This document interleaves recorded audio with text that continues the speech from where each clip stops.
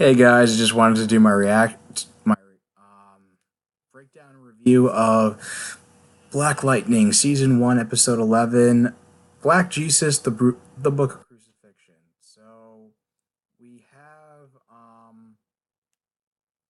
so basically like a major thing that's going on is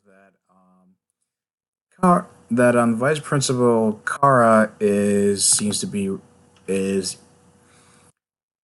Foudy is still, carrying out her duty for the ASA, and she's being pressured into turning Jefferson over to the police because they found out that Jefferson is Black Lightning, and their their plan is that she coerces, then she has her along with other um eight along with some other ASA agents. I guess force them at gunpoint. They have like laser sights on them and provide them with the green light in order to frame Jefferson for being a drug dealer. And they have it was basically the deputy chief and another cop, Lennon, I think. They basically end up going to Garfield High and start like searching his car on a search warrant. And like Lennon is the one who plants the um, drugs in the back of his car just so they can, in order to find what they were looking for based on the search warrant. And it even gets to the point where Jennifer and Anissa get so pissed that like Jefferson has to talk them down out of using their powers to like attack the cops and like free him. And even to the point where it's like even students during one of his like one of his classes are like even standing up to him and is like trying to stop the cops from like carrying Jefferson out of the building.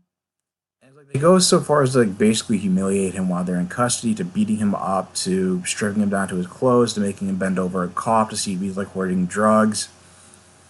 Um, Henderson knows, also believes in his innocence, and he's trying to find a and he's trying to get press Jefferson into finding out what's going on, like what he's hiding from him, especially when he gets his superior gets orders to be transferred from like a federal agency, to basically orders to be transferred, federal orders to be transferred through, I guess, like a federal agency. It's basically the ASA transferring him to a black site to be like held captive and tortured and just kill him, basically, and essentially kill him.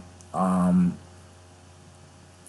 so Gamby and Anissa have to find a way to convince people that Black Lightning is still on the streets, and also and ergo make it seem like um, convince the ASA that Black Lightning and Jefferson Pierce are like just two different people, which is pretty similar to a plot that happened in season 1 of Arrow. And except the different. So I like that it's kind of like a nice parallel, and um, the difference is that I guess the difference is that Gamby uses like a hologram to attach to Anissa's suit. So, and then he has this like self-driving van that he drives down a few blocks, so they can activate the hologram, and so people can see on the streets both Anissa and quote unquote Jefferson running in their suits.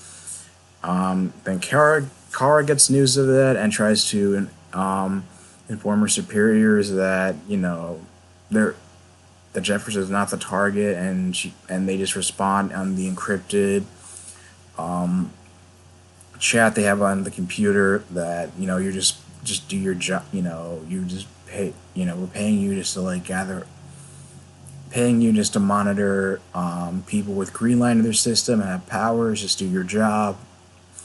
And it's interesting to see that she has like some remorse for what she's doing, or I should say, just remorse for at least turning in Jefferson to the police. Um, but because Jefferson, as Black Lightning, was convincing him to do some digging into um, the deputy chief and Lennon, and I think when they I forgot the episode. It was when they were trying. It was when Jefferson and Issa blew up the lab, the green light lab with where the ASA was manufacturing the green light. That he's able to first he just bust Lennon for he knows that he's been I guess like laundering money or like take or being or just getting like or like taking or being taking bribes in order to pay for his son's like his son's I guess like his son's like new house or something, and he talks about how he followed a money trail that the new house was paid for in cash, and so he forces Lennon to confess to planting the evidence, and also he has him basically just dead to rights, and also so he ends up confessing to the deputy chief being corrupted as well, presumably in exchange for like some like clemency for when he gets turned for I guess like during his like trial. I guess like when he's like when he's tried and convicted and whatever, and even the deputy. So both of them get busted. Jefferson's exonerated, and they have this. There's this moment where Nyssa like wants like Gamby and Jefferson to reconcile because she just sees that in spite of even if she doesn't know the specifics that Gamby unintentionally got her grandfather killed, she still feels like he's still family to them, and it's weird for them not getting along, and that there's unspoken tension. And listening to her words, Jefferson decides that he doesn't know if he can ever truly forgive Gamby for what he did and where they go from there. But he just says he wants to find a new balance. So they're slowly on the road to like reconciliation, and hopefully they're gonna find out that Carr is part of this whole ASA conspiracy, and maybe we'll get to see maybe find out what this whole stuff with Lala is about, because that's a dangling plot thread, and then all of a sudden it's like Tobias has kind of like dropped off the map the last few episodes. So there are 2 more episodes left, so I'm assuming they're gonna wrap it up, and I'm interested to see how they're gonna wrap that up. But anyway, it was a pretty good episode. I don't know. I guess the only thing I could say about it is that it feels like a little bit of it feels like maybe not necessarily filler. It's like you do have. I guess like the one major thing that I think like the biggest plot point that came from this was that the AS. I feel like the ASA is still going to be on their trail, but at least that you have like Inspector Henderson, or now Chief Deputy Henderson, is now going to double down on his efforts to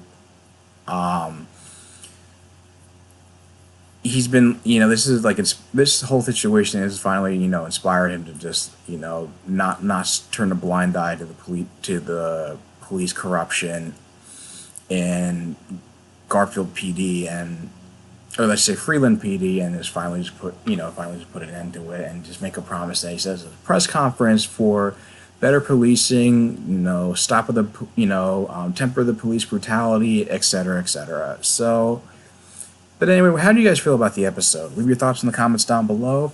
If you like this video, like, share, and subscribe, and I will talk to you guys soon. Take care.